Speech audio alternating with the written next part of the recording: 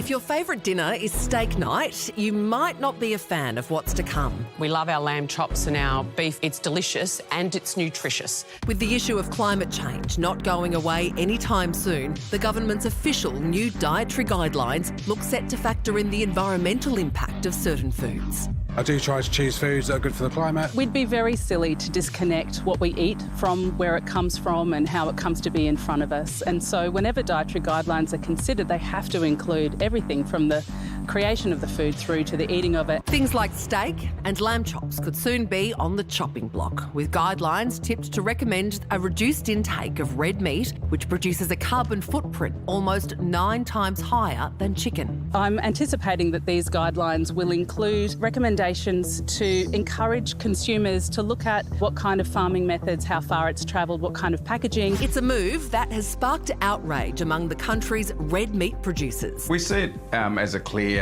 overreach. We would have the concern that the consumers will steer away from products such as red meat under the misguided apprehension that it may not be environmentally sustainable. It may be a hard sell for consumers as well. Australia has one of the highest levels of red meat consumption in the world. In 2022, the average Aussie ate around 23.7 kilograms of beef, while the global average was just 6.3.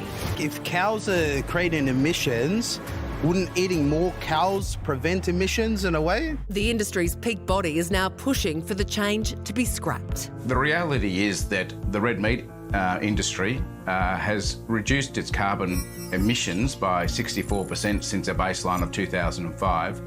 We still have a carbon neutral target of 2030, which beats pretty much every government and any other industry in Australia. So should sustainability be on the menu when it comes to Aussie eating habits? Should we really eat plants, you know? Because they have feelings too, apparently. Well, well, well. What? Just like, I know people are like, oh, she's a cooker. Well, I'd rather be a cooker than some fool who's got to get Uber Eats delivered. Oh. I can cook. I cook red meat. Yep. Am I listening to the government who told us not to eat eggs are bad, or eat margarine, not butter, stuffed us full of seed oils, told us to eat most of our food as carbs, told us we have to eat 6 times a day and never get hungry, and we all got massive. Like, the government often, their intel on stuff is really behind the times. But Right. were all those government suggestions, that was or are all these just part of influences you've been listening to over No, that's like, you know, they used to have the food pyramid. Yeah, but I don't remember anything about... Eat rice and wheat and bread and blah, blah, and then... Is this a push to us to all be eating bugs?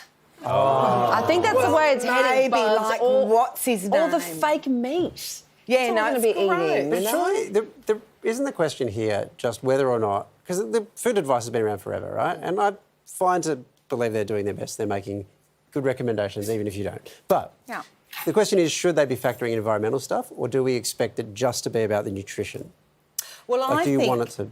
OK, I think once you pursue a certain ideology, Yeah. you're going to find findings that are commensurate with what you believe. So if you believe that meat is bad for the environment, then you're going to make findings accordingly. No, but we know that it emits more. The question is... farts. Yes, because of the farts. I don't know, have you ever been friends with a vegan? I tell you what, they're pumping their own methane courtesy of the chickpeas.